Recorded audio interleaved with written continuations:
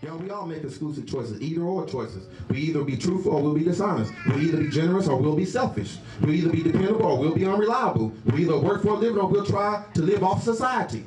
We'll either be faithful in our marriage covenant or we'll be adulterous. We will either serve Jesus or we won't. Either or. I'm almost done, so I got much today. But Joshua expressed the urgency, y'all. It's an urgency, but this offer is only for today. Choose you this day. Can you hear the urgency of what Joshua is saying? You ain't got time until tomorrow. You ain't got time for Easter, Mother's Day, Father's Day, Christmas. You got to make a decision now. D.L. Moody, the story he shared back in 1871, just finished preaching a sermon. And at the conclusion, he said, I wish you would seriously consider this subject for next Sunday's sermon. We'll speak about the cross. And at that time, I'll inquire, what will you do with Jesus? So as at the closing hymn was being sung in that evening, little did anyone know that these words would be the last that ever were heard in that huge hall where he spoke that message. Even as they were singing, and Sola's voice was drowned out by the sound of the bells in the street, there was the night of Great Chicago Fire, the Great Fire, Chicago, 1871, which almost destroyed the entire city. Hundreds who were there in that hall died after hearing his message. The evangelist, D.L. Moody, was greatly distressed by this and lamented his tragic error in not asking men and women to receive the Lord that evening. See, it means nothing if we sit up here and preach and don't offer you Jesus. Because then it's a word just as a word, but with no choice for options. What's my options? Y'all, we got to make that same decision. And y'all, it's urgent. Y'all can play with the Lord if y'all want to. You can play with your life. You can play Russian roulette with your life if you want to. You can spin that chamber and see if that chamber is going to be empty or if it's going to be loaded. I dare not to play Russian roulette with my life. No one is worth it. Nothing is worth my soul's salvation. So y'all, we got to choose. This is a personal choice. Your husbands can't choose for you. Your wives can't choose for you. Your brother can't choose for you. Your sister can't choose for you. Your boo can't choose for you. Whoever it is can't choose for you. You got to decide about Jesus today.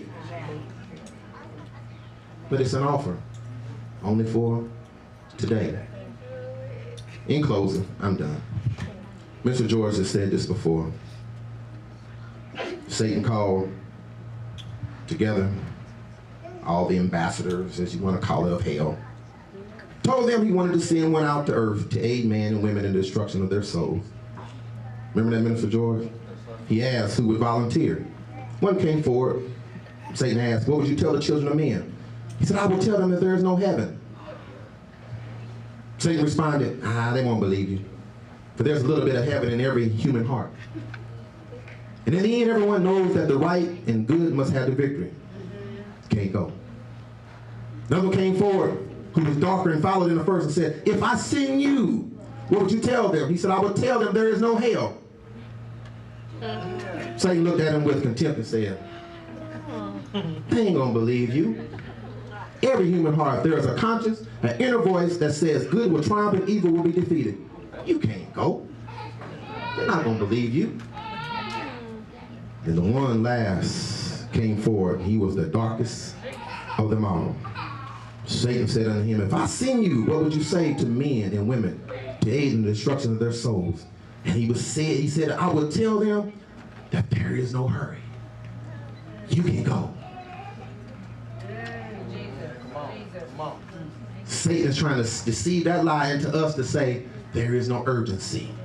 You don't have to choose. Take your time. You got tomorrow. You got enough time.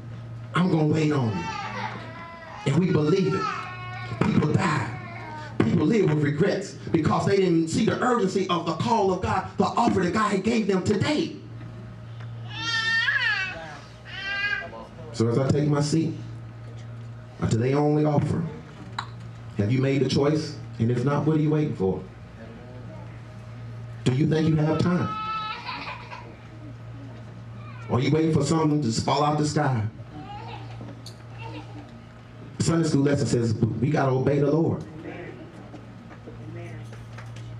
But what happened was people's priorities got all confused because they wanted to do them. They wanted to build mansions and build their own houses and leave God's house in ruins, but yet still think that they was going to get everything that God had for them. They ate, but it wasn't enough. They drank, still wasn't enough. They were clothed, still wasn't enough to keep them warm. They had money, but still had holes in their pockets. Why? Because they didn't obey God from the choice that God gave them. Who likes holes in their pocket? Who has lost something in their pocket and got mad? Who has put something in their pocket, went to reach for it, and it was gone? Of little or big significance. What did you do when it was not there? No, I don't even want to ask. I know you wouldn't have to say, oh, I feel a hole in my pocket. Oh, well, you should get to the point where, oh, well, somebody, I used to say somebody needed more than I did after I done said something else. I ain't cussing, but I was mad. Who likes holes in their pocket? Who likes putting money in their pocket and then reach down to get it and don't have it? Right. This is what happened with them because they chose to take care of themselves and do themselves and not take care of the things of God. The choice that God gave them was to obey them, obey Him, and they chose to obey themselves. Then they wonder why they had holes in their pocket.